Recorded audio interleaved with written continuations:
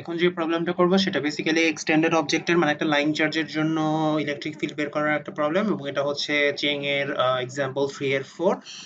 তো এখানে basically problem যেটা দেয়া আছে সেটা হচ্ছে একটা ইনফাইনাইটলি লং স্ট্রেইট একটা লাইন চার্জ আছে তোমার কাছে, এবং সেই চার্জটা লাইন চার্জটা হচ্ছে বেসিক্যালি এই লাইনটা বরাবর, ঠিক আছে? এখানে যে লাইনটা দেখা যাচ্ছে আর কি, এই যে এই লাইনটা, ঠিক আছে?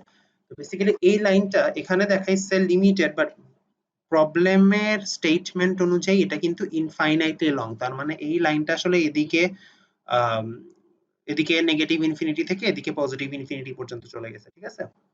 তো যাই হোক, প্রবলেমের সুবিধার জন্য তোমাদেরকে আগে বলা হয়েছে যে কোঅর্ডিনেট সিস্টেম কিভাবে ধরা হবে সেটা তোমাদের চয়েসের উপর ডিপেন্ড করবে। তো এইখানে হচ্ছে যেহেতু এটা একটা লং লাইন, সেটাকে জেড অ্যাক্সিস বরাবর ফেলছে আর কি, ঠিক আছে? তো সেটা যে কোনো অ্যাক্সিস বরাবর, এক্স অ্যাক্সিস বরাবর তুমি রাখতে পারো। তো জেড অ্যাক্সিস বরাবর রাখার একটা সুবিধা আছে যেটা আমরা পরে দেখবো আর কি, যে এটা দেখবো যে এটা সিলিন্ড্রিক্যাল সিস্টেমের সাথে এটাকে আসলে ম্যাপ করা যায়। তো সিলিন্ড্রিক্যাল সিস্টেমে তো এক্স বা ওয়াই কোঅর্ডিনেট আমরা ইউজ করি না, তাই না? তো জেড কোঅর্ডিনেটটা হচ্ছে কার্টেসিয়ানের সাথে কমন। তো এই জন্য হচ্ছে লাইন চার্জটাকে একদম লাইন চার্জ বরাবর হচ্ছে জেড অ্যাক্সিসটা ধরা হয়েছে, ঠিক আছে? এবং জেড প্রাইম কেন দিছে, ওই যে তোমাদেরকে যেটা বলছি যে চার্জ রিলেটেড যত কোঅর্ডিনেট মানে সোর্স রিলেটেড যত কোঅর্ডিনেট সেগুলো সবগুলাকে আমরা প্রাইম কোঅর্ডিনেট দিই আর কি, ঠিক আছে? তো যাই হোক, সেটা না দিলেও চলে।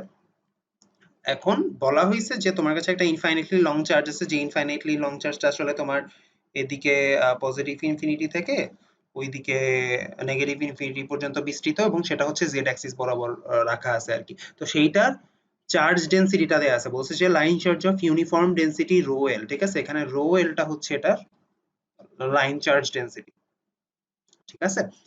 তো বলা হয়েছে এই লাইন চার্জটা থেকে আর ডিস্টেন্স দূরে এই যে পি পয়েন্টটা আছে, এই পি পয়েন্টে ইলেকট্রিক ফিল্ড বের করতে, ঠিক আছে? অ্যাপ্রোচটা নিব এভাবে, এখানে তো মনে করো পুরা লাইনের উপর আসলে তুমি চার্জ ডেনসিটি জানো, পার ইউনিট লেংথে কতটুকু চার্জ আছে, ঠিক আছে? সেটা তুমি জানো। আমরা যেটা করব, আমরা এখানে খুবই ক্ষুদ্র একটা ফার্স্টে লেংথ নিব, ঠিক আছে? এই লেংথটা নিব, এখানে মনে করো ডিএল একটা লেংথ নিব। তো এই ছোট্ট লেংথটা কি, এটা অনেকটা একটা বিন্দুর মতো ধরা যায় আর কি। তো এই ছোট লেংথের উপর তাহলে কতটুকু চার্জ আছে সেটা আমরা এই রো এল থেকে বের করতে পারবো, রো এল ডিএল হবে। এইটুকু চার্জের জন্য পি পয়েন্টে ইলেকট্রিক ফিল্ড কত সেটা বের করবো, এই যে ডিই যেটা সেটা, ঠিক আছে? তো এরকম কি পুরো লাইনটা অসংখ্য এরকম ডিএল ডিএল ডিএল ডিএল অনেকগুলা ডিএল এর সামেশন, তাই না? তো প্রতিটা ডিএল এর জন্য যদি আমি এখানে ডিই ডিই ডিই এভাবে বের করতে থাকি এবং সবগুলোকে লাস্টে কি ইন্টিগ্রেট করে দিই, তাহলে কি হবে, আমার টোটাল ইটা পেয়ে যাওয়া উচিত, তাই তো? তো ওই অ্যাপ্রোচটাই আমরা বেসিক্যালি এখানে ফলো করব। প্রথমে এই ডিএল টুকুর জন্য আমরা এখানে ডিই কত সেটা বের করব, এন্ড দেন সেটাকে পুরা লেংথের জন্য ইন্টিগ্রেট করে দিব। এটা যেহেতু একটা ইনফাইনাইট লাইন, ঠিক আছে? সো এইটার মধ্যে আমি আসলে কোন জায়গায় অরিজিন ধরতেছি সেটা তো আসলে ম্যাটার করে না। সো আমি যেটা করব, পি পয়েন্ট থেকে এই লাইনটার উপর একটা পারপেন্ডিকুলার টানলে যে পয়েন্টটা হয় সেটাকেই অরিজিন ধরবো, ঠিক আছে? এই পয়েন্টটাকে অরিজিন ধরলাম। তো অবভিয়াসলি একটা অরিজিন লাইন যখন তুমি টানো, তখন সেটার এই পাশে কি হয়, পজিটিভ এক্স অ্যাক্সিস যদি ধরো, এটা যদি নেগেটিভ এক্স অ্যাক্সিস ধরো, এটা কি প্লাস ইনফিনিটি পর্যন্ত চলে গেছে, আর এটা মাইনাস ইনফিনিটি পর্যন্ত চলে গেছে, তাই তো? তো সিচুয়েশনটা এরকম আর কি। তো বেসিক্যালি তুমি ও মানে অরিজিনটা কই ধরতেছো সেটা আসলে ম্যাটার করে না। তো পি পয়েন্টটা হচ্ছে লাইন থেকে আর ডিস্টেন্স দূরে আছে। এই আরটা আসলে কিন্তু তোমার সিলিন্ড্রিক্যাল সিস্টেমের যে রেডিয়াসটা আমরা এক্সপ্লেইন করি সেটা, তাই না? মনে করো এটা যদি সিলিন্ডারের অ্যাক্সিস হয়, জেড অ্যাক্সিসটা যদি সিলিন্ডারের অ্যাক্সিস হয়, তাহলে আসলে কি এই আর ডিস্টেন্সটা কি, এই এই অ্যাক্সিসটাকে সেন্টার করে চারদিকে যে কোনো জায়গায় হইতে পারে, তাই না? এখানেও আর হইতে পারে, এখানে আর হইতে পারে, এখানে আর হইতে পারে, এখানে আর হইতে পারে। তো এটা হচ্ছে সিলিন্ড্রিক্যাল সিস্টেমের আর। এই যে ছোট একটা ডিএল অংশ নিছি সেটা আমি হচ্ছে অরিজিন থেকে জেড জেড ডিস্টেন্স দূরে নিব আর কি। মানে এই যে ছোট এলিমেন্টাল অংশটা সেটা হচ্ছে অরিজিন থেকে জেড প্রাইম ডিস্টেন্স দূরে। যেহেতু ডিএল মানে ডিএল মানে কি আসলে লেংথ মানে এলিমেন্টাল লেংথ না, তো এটা যেহেতু জেড অ্যাক্সিস বরাবর, আমি ডিএল কে চাইলে ডি জেড প্রাইম এই আকারেও লিখতে পারি, যেটা যেহেতু এটাকে আমি জেড প্রাইম অ্যাক্সিস ধরছি। তুমি চাইলে জেড অ্যাক্সিস ধরতে পারো, কোনো সমস্যা নেই। তো ডিএল ইকুয়ালস টু ডিজেড হবে আর কি ওই ক্ষেত্রে। এই পয়েন্ট মানে এই ডিএল অংশটুকু বা ডিজেড অংশটুকু থেকে আমি এখানে এখন ইটা বের করব। তো এই পয়েন্ট থেকে টার্গেট পয়েন্ট পি এর দিকে যেই পজিশন ভেক্টর বা ডিস্টেন্স ভেক্টর যেটাই বলো সেটা হচ্ছে বেসিক্যালি আর। এবং আবারও বলি, এই আরটা কিন্তু স্ফিয়ারিক্যাল আর না, ঠিক আছে? এটা জাস্ট এমনি আর বলা হয়েছে এখানে জাস্ট নোটেশনের জন্য, ঠিক আছে? তো এটা হচ্ছে আর ভেক্টর, মানে এই ডিএল থেকে পি পয়েন্টের যে ডিস্টেন্স ভেক্টর সেটা, এবং এই লাইনটা বরাবর ইউনিট ভেক্টর হচ্ছে এ আর। অলরাইট? তো ধরো তোমার এখানে dz যে এলিমেন্টাল অংশ সেটার জন্য তুমি এখানে যখন ইলেকট্রিক ফিল্ড ক্যালকুলেট করবে সেটা আসবে হচ্ছে ডি ভেক্টর। তো আমি একটু লিখে ফেলি টার্ম গুলা। আর ভেক্টরটাকে যদি আমি ব্রেক ডাউন করি, এই আর ভেক্টর আসলে কিসের কিসের সামেশন, এই যে এই ট্রায়াঙ্গেলের উপর আমি যদি একটা ট্রায়াঙ্গেল ল অ্যাপ্লাই করি আর আর ভেক্টর ইকুয়ালস টু দাঁড়ায় হচ্ছে এই ভেক্টরটা প্লাস হচ্ছে এই ভেক্টরটা, তাই না? মনে করো এটা একটা নাম দিলাম এম, এই পয়েন্টের। তো এম ও ভেক্টর যোগ এম ও ভেক্টর যোগ হচ্ছে ও পি ভেক্টর, এটা হবে হচ্ছে আর ভেক্টর। তো এটাকে আমি যদি একটু সিলিন্ড্রিক্যাল সিস্টেমে আমরা জেড অ্যাক্সিসটা কই ধরি, মানে পজিটিভ জেড অ্যাক্সিস কই ধরি, খাড়া উপরের দিকে, তাই তো? আচ্ছা, আমি এখানে হচ্ছে নোটেশনটা একটু মনে হয় ভুল করছি। এখানে যেটা হবে এটা পজিটিভ ইনফিনিটি থেকে নেগেটিভ ইনফিনিটি হবে, ঠিক আছে? My bad. আই মিন আমরা যখন একটা সিলিন্ড্রিক্যাল সিস্টেম চিন্তা করি, আমরা হচ্ছে মানে খাড়া উপরের দিকটাকে আমরা পজিটিভ জেড অ্যাক্সিস ধরি, তাই না? এটা কিন্তু পজিটিভ জেড অ্যাক্সিস। তো পজিটিভ জেড অ্যাক্সিস এর দিকে আসলে পজিটিভ ইনফিনিটি হবে। আর নেগেটিভ জেড অ্যাক্সিস হচ্ছে এই ডিরেকশনে। সো ওই ডিরেকশনে আমার নেগেটিভ ইনফিনিটি হবে। তো পার্ডন মাই মিস্টেক। তো যাই হোক, এখন দেখো এম ও ভেক্টরটা আসলে কি? এম ও ভেক্টরের লেংথ হচ্ছে জেড প্রাইম, তাই না? লেংথ হচ্ছে জেড প্রাইম। এন্ড এই ভেক্টরের ডিরেকশনটা মানে ইউনিট ভেক্টরের ডিরেকশনটা আসলে কোন দিকে বলো তো? নেগেটিভ জেড অ্যাক্সিস এর দিকে, তাই তো? তো এটার ইউনিট ভেক্টরের ডিরেকশন হচ্ছে নেগেটিভ জেড অ্যাক্সিস, ঠিক আছে? এই জেড অ্যাক্সিস আর কি।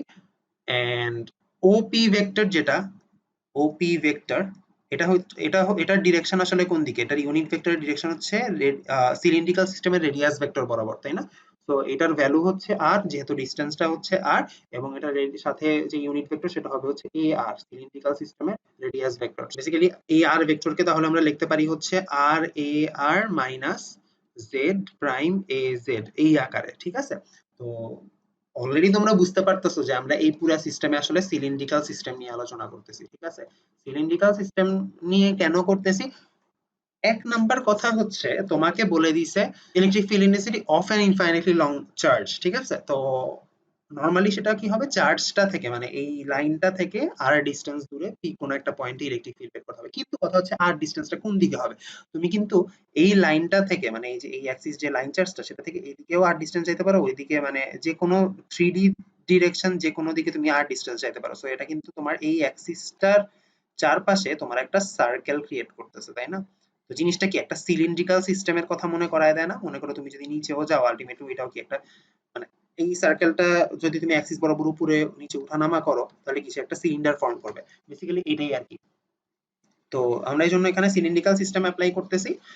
এন্ড সিলিন্ড্রিক্যাল সিস্টেমের আমার ইউনিট ভেক্টর কোনগুলা? এ আর এফ আই আর এ জেড, তাই না? তো এখানে হচ্ছে এ আর এ জেড এর রেসপেক্টে আমার আর এর ভ্যালুটা বের হয়ে গেল। এই যে ডিএল অংশটুকু নিলাম আমি, যে এই যে অরিজিন থেকে জেড ডিস্টেন্স দূরে এই ছোট্ট একটা এলিমেন্টাল অংশ নিলাম, এই এলিমেন্টাল অংশে আমার টোটাল চার্জ কতটুকু? এটাকে যদি আমি ডি কিউ ধরি, সেই চার্জটুকু কতটুকু হবে? ওই ছোট্ট অংশটুকুর লেংথ টাইমস চার্জ ডেনসিটি, তাই না? আমাকে তো লাইন চার্জ ডেনসিটি দেয়া আছে। সো রো এল কে, এটা চার্জ ডেনসিটিকে আমি যদি লেংথটা দিয়ে গুণ করি তাহলেই কি আমি এই ছোট্ট অংশটুকুতে কতটুকু চার্জ আছে সেটা পেয়ে যাব, এবং সেটাকে আমি লিখতে পারি আসলে ডিজেড প্রাইম। কেন? কারণ আমরা বলছি যে ডিএল আর ডিজেড প্রাইম আমরা অল্টারনেটিভলি ইউজ করতে পারবো। আচ্ছা, সো দুইটা জিনিস আমার জানা হয়ে গেল, এই অংশে কতটুকু চার্জ আছে। এখন কথা হচ্ছে আমরা ডিই টা সেটা বের করব। আচ্ছা, বেসিক্যালি ডিই টা তাহলে কি হচ্ছে? 1/4 পাই এপসাইলন নট, এই ছোট ডিজেড অংশের মধ্যে যতটুকু চার্জ আছে সেটাই মাত্রই বের করলাম, ডি কিউ, সেটা হচ্ছে rho L D Z prime R divided by R square. And unit ভেক্টরটা ছিল এ আর। তো বেসিক্যালি এ আর মানে কি? এ আর ডিসটেন্স বরাবর হচ্ছে, এই ডিসটেন্স ভেক্টরটা বরাবর হচ্ছে ইউনিট ভেক্টর যেটা সেটা। এখন কথা হচ্ছে এ আর এর ভ্যালুটা আসলে কত? এটা আমরা একটু আগে আগে ডিসকাশনেই বলে আসছি, আর ডিভাইডেড বাই আর এর ভ্যালু, তাই না? তো বেসিক্যালি এটাকে আমরা লিখতে পারি হচ্ছে 1/4 pi epsilon naught rho L D Z prime, একটা আর ভেক্টর ডিভাইডেড বাই, যদি আর স্কোয়ারের সাথে আরেকটা আর চলে আসে তাহলে এই জিনিসটাকে আমরা কি লিখতে পারি একবারে, তাই তো? তো এই মাত্রই আমি একটা কথা লিখে আসছি, রো এল ডিজেড প্রাইম নিচে হচ্ছে 4 পাই এপসাইলন নট। এই যে এই মাত্রই আমি লিখে আসছি যে আর এর ভ্যালুটা অ্যাকচুয়ালি কি, কোঅর্ডিনেট সিস্টেমের ইউনিট ভেক্টর গুলার রেসপেক্টে আর কি। তো আর এর জায়গায় আমি এই জিনিসটা জাস্ট রিপ্লেস করে দিব এখন, R a R minus Z prime a Z divided by R এর ভ্যালু, আর এর ভ্যালুটা কত, মানে আর এর ম্যাগনিটিউডটা কত। বেসিক্যালি আমরা যখন দেখছি যে একটা মনে করো এ ভেক্টর আছে, তাহলে এ এর ম্যাগনিটিউডটা আসলে কত হয়, রুট ওভার কি প্রত্যেকটা কম্পোনেন্টের স্কোয়ারের সাম, তাই না? তো বেসিক্যালি এখানেও তাহলে আমার কি হবে, প্রত্যেকটা কম্পোনেন্টের স্কোয়ারের সাম হবে। তো এটার ভ্যালু হচ্ছে basically root over R square plus Z prime square, তাই তো। এন্ড সেটার উপর কি একটা 3 আছে, টু দা পাওয়ার 3 আছে, তাই না? তো এটাকে লেখা যায় হচ্ছে এভাবে, rho l dz prime 4 pi epsilon naught r a r minus z prime az, ঠিক আছে। আর নিচেরটাকে লেখা যায় R square plus Z prime square to the power, এটা যেহেতু মানে রুট ওভার মানে কি পাওয়ার হাফ, সো 3/2, ঠিক আছে। তো এটা হচ্ছে আমার শুধুমাত্র এই যে এলিমেন্টাল চার্জটা আছে, এই যে ছোট একটা লেংথ আমরা নিছি, এটার জন্য এই পয়েন্টে মানে এলিমেন্টাল ইলেকট্রিক ফিল্ডের ভ্যালু কত সেইটা, ঠিক আছে। ভ্যালুও না, আসলে এটাকে আমরা ভেক্টর ফরম্যাটেই লিখছি। তো এই ইকুয়েশন থেকে একটা জিনিস কিন্তু ক্লিয়ার, ঠিক আছে। আমি একটু এই পাশে যদি আলাদা করে জিনিসটাকে ব্রেকডাউন করে লিখি, দেখো rho L D Z prime by 4 pi epsilon naught, এই পুরাটা হচ্ছে তোমার একটা স্কেলার, ঠিক আছে। এগুলা জাস্ট কিছু ভ্যালু। তো এখানে ভেক্টর ফরম্যাট হচ্ছে তোমার এ আর আর এ জেড। তো এই পুরো ইকুয়েশনটাকে যদি আমি এখন এই যে এখানে মাইনাসটার কারণে যদি দুইটা ভাগে ভাগ করে ফেলি, জিনিসটা দেখতে এরকম হবে। একটা হচ্ছে rho L D Z prime 4 pi epsilon naught r divided by r square plus z prime whole square 3/2 a r minus এই পুরা জিনিসটা আবার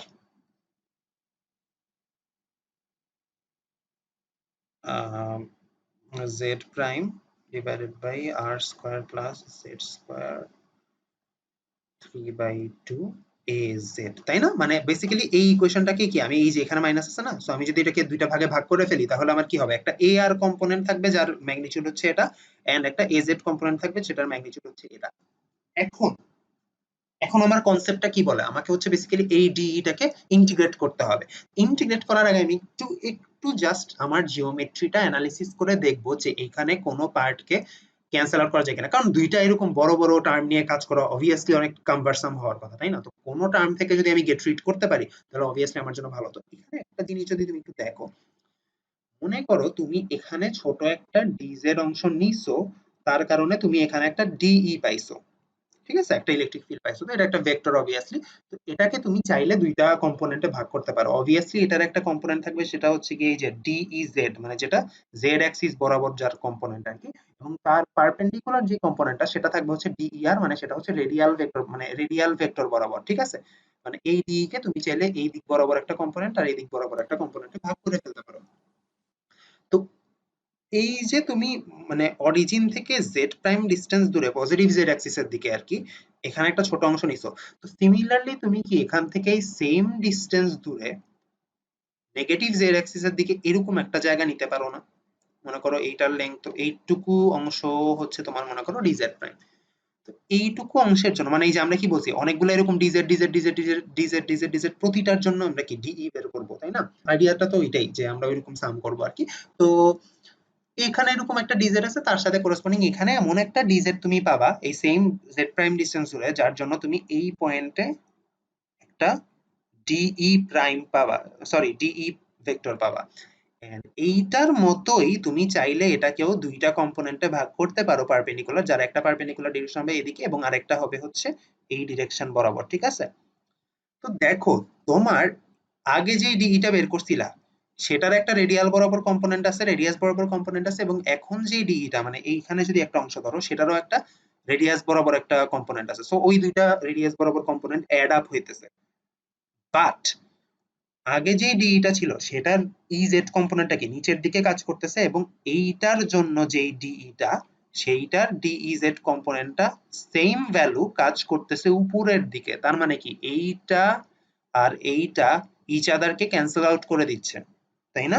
তার মানে তুমি যখন আসলে পুরা লাইনটার উপর এরকম ছোট ছোট অসংখ্য ডিজেড ডিজেড ডিজেড ডিজেড এর জন্য ইলেকট্রিক ফিল্ড ক্যালকুলেট করতেছো, তাদের সবার এই যে রেডিয়াল লাইন বরাবর যে কম্পোনেন্ট ডিইআর গুলা সেগুলা সবগুলা সাম আপ হইতেছে। বাট যতগুলা ডিইজেড তুমি পাইতেছো মানে জেড অ্যাক্সিস বরাবর যতগুলো কম্পোনেন্ট পাইতেছো সেগুলো সবগুলা একটার একটাকে ক্যান্সেল আউট করে দিতেছে, ঠিক আছে? তো এই যে ডিই সেটার একটা এ আর কম্পোনেন্ট আছে এবং একটা এ জেড কম্পোনেন্ট আছে, বাট তুমি যখন ফাইনালি ক্যাপিটাল ইটা বের করবা, ক্যাপিটাল ই মানে পুরা লাইনটার উপর যখন তুমি ইন্টিগ্রেট করে দিবা তখন সেইটার সবকিছুর এফেক্ট আসলে ক্যান্সেল আউট হয়ে বা অ্যাড আপ হয়ে শুধুমাত্র এ আর কম্পোনেন্ট গুলাই বেঁচে থাকবে, এ জেড কম্পোনেন্ট গুলো সব ক্যান্সেল আউট হয়ে যাবে।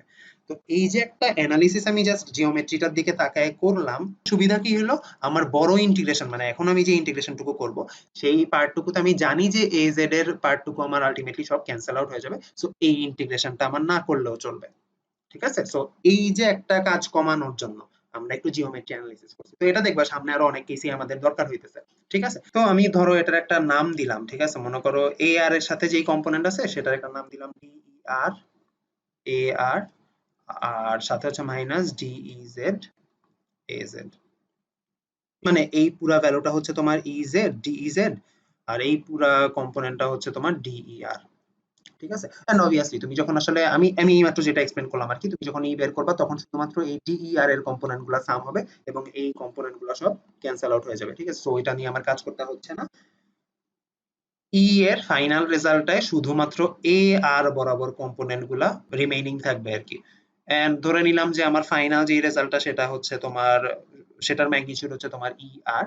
তো এই ইয়ারটা আমি আসলে কিভাবে পাবো? এটা আসলে পাবো হচ্ছে এই যে ডি ই আর যেটা সেগুলাকে ইন্টিগ্রেট করে, ঠিক আছে?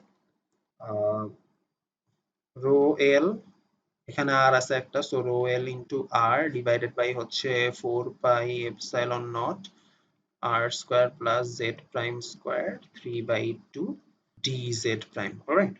তো যাই হোক, এবং এটার লিমিটটা কত হবে, ঠিক আছে? ইন্টিগ্রেশনে তো অবভিয়াসলি একটা লিমিট থাকবে। তো এখানে দেখো আমার ভ্যারিয়েবল কি, ভ্যারিয়েবল হচ্ছে জেড প্রাইম। জেড প্রাইম বলতে মানে কি, লাইন চার্জটাকে তুমি তো জেড অ্যাক্সিস বরাবর রাখছো আর কি, তো জেড প্রাইম বলছো বা জেড অ্যাক্সিস যেটাই বলো আর কি। তো তুমি যেহেতু তোমার এখানে ভ্যারিয়েবলটা হচ্ছে জেড, তো তোমার এই লাইন চার্জটা কত দূর পর্যন্ত এক্সটেন্ডেড, এই জেড অ্যাক্সিস বরাবর সে মাইনাস ইনফিনিটি থেকে প্লাস ইনফিনিটি পর্যন্ত এক্সটেন্ডেড, তাই না? সো তোমার ইন্টিগ্রেশনের লিমিট হবে z ইকুয়ালস মানে z prime equals to minus infinity থেকে প্লাস ইনফিনিটি। তো এখানে দেখি আমি কি কি বের করে ফেলা যায়। ভ্যালু যেহেতু তোমার রো এল একটা কনস্ট্যান্ট বলে দেয়া আছে, 4 পাই এপসাইলন নট কনস্ট্যান্ট বলে দেয়া আছে, তোমার ইন্টিগ্রেশনটা দাঁড়ায় হচ্ছে বেসিক্যালি মাইনাস ইনফিনিটি থেকে প্লাস ইনফিনিটি, জেড এর value obviously, R divided by R square Z prime square divided by 3/2 dz prime. তো এই প্রবলেমটা এখন সলভ করতে হবে, মিন্স এই ইন্টিগ্রেশনটা এখন ক্যারি আউট করতে হবে। তো তোমাদের ইন্টিগ্রেশন অলরেডি জানার কথা, তোমরা হচ্ছে integration by the method of substitution, এই মেথডটা তোমরা অলরেডি জানো। তো এখানে দেখো তোমার এই ভ্যালুটা হচ্ছে বেসিক্যালি জেড প্রাইম এবং এই ভ্যালুটা হচ্ছে তোমার আর, তাই না? তো আমরা চাইলে এখানে নতুন একটা ভ্যারিয়েবল নিয়ে আসতে পারি। ফর এক্সাম্পল মনে করো এই যে এখানে একটা অ্যাঙ্গেল ক্রিয়েট হয়েছে, এটা কি একটা রাইট অ্যাঙ্গেল ট্রায়াঙ্গেল অবভিয়াসলি। তো এখানে একটা অ্যাঙ্গেল ক্রিয়েট হয়েছে না, তো ধরো সেটার নাম আমি দিলাম আলফা। তো এই অ্যাঙ্গেলটা হচ্ছে আলফা। তো এই অ্যাঙ্গেলটা যদি আলফা হয়ে থাকে তাহলে তোমার এই রাইট অ্যাঙ্গেল ট্রায়াঙ্গেল থেকে কি লিখতে পারো, tan alpha equals to R divided by Z prime, তাই তো? আমার আসলে এখানে কি দেখো তো, জেড প্রাইম জিনিসটা মানে এটা চেঞ্জ করা লাগবে, তাই না? মানে আমি এই ইন্টিগ্রেশনটা কিন্তু ডিরেক্টলি ক্যারি আউট করতে পারতেছি না, কারণ এখানে আর স্কোয়ার প্লাস জেড স্কোয়ার একটা টার্ম আছে, দেন সেটার উপর আবার 3/2 একটা পাওয়ার আছে, তো এগুলাকে যথাসম্ভব সিম্পলিফাই করতে হবে আর কি। তো দেখি আমি জেড প্রাইম ইকুয়ালস টু লেখা যায় হচ্ছে আর কট আলফা, ঠিক আছে? সাবস্টিটিউশন গুলো একটু দেখো, এই যে জেড প্রাইমের পাশে নিয়ে আসলাম, ট্যান আলফা নিচে আসলো, ট্যান আলফা নিচে থাকা মানে হচ্ছে কট আলফা আর কি। তো এখন যদি এটার দুই পাশকে আমি ওই যে সাবস্টিটিউশন মেথডে আর কি যদি ডিফারেন্সিয়েট করি, এই ফরম্যাটটা এসে দাঁড়াবে। আর cot আলফা ডিফারেন্সিয়েশন যদি করো সেটা রেজাল্ট আসে হচ্ছে মাইনাস cosec স্কয়ার আলফা, ঠিক আছে? তো আমরা হচ্ছে dz এর রিপ্লেসমেন্টটা পেয়ে গেলাম, তাই না? এখানে এখন আমরা একটা নতুন ভ্যারিয়েবল আছে সেইটার রেসপেক্টে হচ্ছে কি ইন্টিগ্রেট করব। এন্ড আমার এই যে নিচের যেই টার্মটা, এই টার্মটাতে অ্যাকচুয়ালি কি আছে দেখো তো, আমরা হচ্ছে একটু আগেই দেখাইলাম যে এই টার্মটা অ্যাকচুয়ালি দেখতে এই ধরনের, root over R square plus Z prime স্কোয়ারের হোল কিউব, তাই না? তো এই জিনিসটাকে এখন আমি একটু নতুন করে লিখি, যে মনে করো root over R square plus Z square, এই টার্মটার ভ্যালু তাহলে এখন কত হয়? এই টার্মটার ভ্যালু হয় এখন হচ্ছে দেখো r square plus z equals to কি r cot আলফা না, সো এটাকে লেখা যায় r square cot square alpha. তো তুমি r স্কয়ার কে যদি কমন নিয়ে আসো শুধু r থাকবে একটা, এন্ড রুটের ভেতর থাকবে হচ্ছে 1 প্লাস cot স্কয়ার আলফা, এবং cot 1 plus cot square alpha এই ভ্যালুটা মানে কি আসলে cosec স্কয়ার আলফা, তাই না? তো থাকবে হচ্ছে r cosec আলফা। তো এই ভ্যালুগুলো এখন জাস্ট আমি রিপ্লেস করে দিব। আরেকটা জিনিস এটা একটু খেয়াল রাখবা, যখনই তুমি আসলে কোনো একটা ডেফিনিট ইন্টিগ্রালে মানে লিমিট আছে এমন কোনো ইন্টিগ্রালের ক্ষেত্রে সাবস্টিটিউশন মেথড খাটাও, তখন তোমাকে কি করতে হয়, প্রথম হচ্ছে মানে dz এর রিপ্লেসমেন্ট মানে এই যে এই ভ্যারিয়েবলটা সেটা রিপ্লেসমেন্ট বের করতে হয়। দুই হচ্ছে তুমি এখানে আসলে কোন ভ্যালুর জায়গায় কোনটা বসাবে সেই সমস্ত রিপ্লেসমেন্ট বের করতে হবে, এবং থার্ড যে জিনিসটা সেটা হচ্ছে লিমিট অ্যাডজাস্ট করে নিতে হয়, ঠিক আছে? আগের লিমিট কি ছিল, z প্রাইম মাইনাস ইনফিনিটি থেকে প্লাস ইনফিনিটি পর্যন্ত, বাট এখন তোমার নতুন ভ্যারিয়েবল কি আলফা। সো তোমাকে এইটার কোরেসপন্ডিং আলফার ভ্যালু চেঞ্জ কত, এটার কোরেসপন্ডিং আলফার ভ্যালু চেঞ্জ কত সেটা একটু জানতে হবে। তুমি একটু জিনিস চিন্তা করো, তুমি যখন পজিটিভ ইনফিনিটিতে থাকো মানে একদম যখন এই পাশে চলে যাও, ঠিক আছে, মানে তোমার এই যে ডিজেড কম্পোনেন্টটা এটা যখন একদম পজিটিভ ইনফিনিটিতে মানে তুমি যখন আরো ওই পাশে চলে যাচ্ছ, তত কি হইতেছে বলো তো? তুমি মনে করো ডিজেডটা যদি এখানে নিতা এই লাইনটা এই বরাবর আসতো, তুমি যদি ডিজেড এখানে নাও এই লাইনটা এই বরাবর আসবে, তুমি যদি ডিজেডটা এখানে নাও এই লাইনটা এই বরাবর আসবে, তাই না? তো বেসিক্যালি কি হচ্ছে, তুমি যত এখান মানে অরিজিন থেকে যত দূরে সরে যাইতেছো পজিটিভ ইনফিনিটির দিকে, তত আলফা অ্যাঙ্গেলটা কি বলতো আরো ছোট থেকে ছোট হয়ে যাইতেছে, তাই না? তো বেসিক্যালি আলফাটা যত দূরে যাচ্ছ পজিটিভ ইনফিনিটির দিকে যাচ্ছ তত কি আলফাটা ছোট হইতেছে, তো ছোট হইতে হইতে আলফার ভ্যালুটা অ্যাকচুয়ালি কি হবে, জিরো হয়ে যাবে, ঠিক আছে? সো জেড এর জেড প্রাইমের ভ্যালু যখন প্লাস ইনফিনিটি তখন আলফার করেসপন্ডিং ভ্যালু হচ্ছে জিরো, 0 ডিগ্রি, ঠিক আছে? এন্ড তুমি যদি মাইনাস ইনফিনিটির দিকে আগাও মানে এই যে ডিজেড প্রাইমটা এটা মনে করো তুমি এখানে না নিয়ে এখানে নিলা, এখানে যদি নাও তাহলে কি হবে, আর ভেক্টরটা তখন এই বরাবর আসবে। বা তুমি যদি সেটা এখানে না নিয়ে এখানে নাও তাহলে আর এই বরাবর আসবে, তুমি যদি এখানে নাও মানে তাহলে আর ভেক্টরটা এই বরাবর আসবে।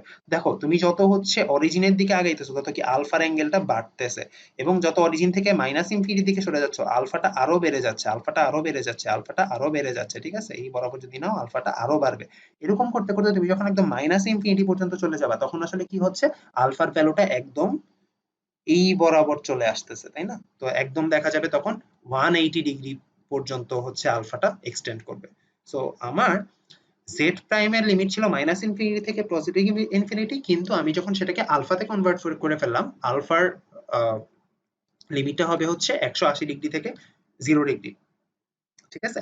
তো এই লিমিট কনভার্সনটা হচ্ছে তোমাদেরকে একটু বুঝতে হবে, এন্ড এই কনভার্সনটা সবসময় সাবস্টিটিউশন মেথড যতবার অ্যাপ্লাই করবা সবসময় লিমিটটা একটু মনে করে অ্যাডজাস্ট করে নিতে হবে। তো আমরা যেহেতু এসআই ইউনিটে কাজ করতেছি সো আমরা হচ্ছে 180 জায়গায় পাই ইউজ করব। তো আমরা হচ্ছে এই ভ্যালুগুলো এখন একটু বসায় দিয়ে আসি।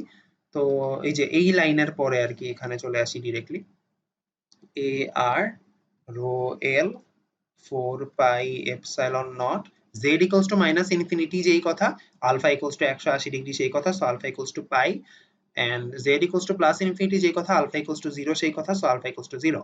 এটা হচ্ছে তোমার লিমিট। তো একটা আর রয়ে গেছে, ডিজেড এর জায়গায় তুমি এই ভ্যালুটা বের করছো, তো এটা ডিরেক্টলি বসায় দাও। তাহলে তুমি যদি এখানে minus R cosec square alpha D alpha পুরোটা বসায় দাও তাহলে এটার ভ্যালু আসবে হচ্ছে মাইনাস আর স্কয়ার, মানে এইখানে যে আরটা ছিল সেটার সাথে এই আরটা গুণ হয়ে যাবে, minus R square cosec square alpha D alpha divided by root over R square plus Z prime square, এইটার ভ্যালুটা আমরা এই মাত্র বের করছি আর কোসেক আলফা, তাই না? সো আর কোসেক আলফার হোল কিউব, অলরাইট? তো এটাকে যদি তুমি হোল কিউব ফরম্যাটে না লিখে যদি ভাঙাইতে চাও তাহলে জিনিসটা তুমি কি করতে পারো, আর এর উপর একটা কিউব আর কোসেক আলফার উপর একটা কিউব বসায় দিতে পারো। তো জিনিসটা হবে হচ্ছে দেখতে এরকম, আর কিউব আর কোসেক কিউব আলফা, অলরাইট? তো এখানে অনেক কিছু ভাগ যাচ্ছে, দেখো তুমি আসলে আর স্কয়ারের সাথে আর কিউব মানে ভাগ করে দিতে পারো, ঠিক আছে? এন্ড কোসেক স্কয়ার আলফা আছে উপরে, নিচে আছে কোসেক কিউব আলফা, সো এখানেও একটা অংশ কাটা চলে যাচ্ছে। সো সো বাকি থাকে হচ্ছে a R rho L 4 pi epsilon naught alpha equals to pi থেকে alpha equals to 0 and r cosec alpha d alpha, alright? তো একটা জিনিস খেয়াল করো, এখন মানে এখন কাহিনীটা সহজ হয়ে গেছে, ঠিক আছে? তোমার এখানে আছে উপরে হচ্ছে আলফা ভ্যারিয়েবল, নিচে একটা cosec আলফা আছে, বাট আরটা কি, আরটা নো লঙ্গার ভ্যারিয়েবল, সো আরটাকে তুমি বাইরে বের করে নিয়ে আসতে পারো। 4 পাই এপসিলন নট আর, আচ্ছা আচ্ছা এখানে একটা ভেক্টর সাইন হবে এ আর, এন্ড তোমার ইন্টিগ্রেশনটা এখন খুবই সহজ হয়ে গেছে। cosec আলফাকে যদি তুমি উল্টা করো সেটা কি হবে, অ্যাকচুয়ালি সাইন আলফা হবে, তাই না? সাইন আলফা ডি আলফা, তো সাইন আলফা ডি আলফার ইন্টিগ্রেশন তো আমরা জানি। তো সাইন আলফার ইন্টিগ্রেশন তোমরা সবাই জানো, এটা হচ্ছে তোমার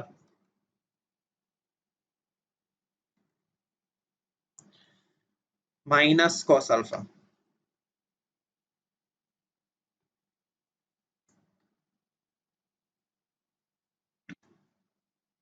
তো মাইনাস কস আলফা যদি হয়, এখন আমরা কি করব, লিমিট বসাইতে হয়, কিভাবে হয় সেটা তোমরা জানো অলরেডি। তো লিমিট বসানোর পরে মাইনাস করার পরে দেখবা ভ্যালুটা চলে আসছে এইটা 2 পাই এপসিলন নট আর, ঠিক আছে? এখানে এখন তুমি লিমিট বসাইতে পারবা, এখানে ফার্স্টে 0 বসবে, দেন মাইনাস, এখানে একটা পাই বসবে, এন্ড দেন সেটা বের করে যদি তুমি এখানে 4 এর সাথে কাটাকাটি করো তুমি দেখবা এই ভ্যালুটা চলে আসে। সো এইটা হচ্ছে তোমার ইলেকট্রিক ফিল্ডের ভ্যালু, ঠিক আছে? কিসের জন্য? একটা ইনফাইনাইট, পজিটিভ ইনফিনিট থেকে নেগেটিভ ইনফাইনাইট পর্যন্ত এক্সটেন্ডেড একটা লাইন চার্জের জন্য আর ডিসটেন্স দূরে কোনো পি পয়েন্ট ইলেকট্রিক ফিল্ড কত, এইটা।